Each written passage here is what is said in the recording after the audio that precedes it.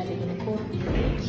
Bu protsedura nima? Eng sevimli protseduralardan biri ko'ryapsizlar. Mana bachadon bo'shlig'iga suyuqlik ketdi. O'ng bachadon naydan chiqdi, chap bachadon naydan chiqdi. Lekin bu yerda matkani proyeksiyasi boshqacha, ko'ryapsizlar, tekis emas.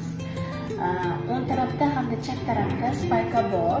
Bu qizimiz birlamchi bepushtli bilan murojaat qilganlar, xunukdorlik bo'lmayapti. Ikkala bachadon nayi o'tkazuvchanligi bor, diagnozi matkani ozgina pozitsiyasi anatomik jihatdan boshqacha. Lekin bu narsani biz 6 oyga vaqtga tashlaymiz.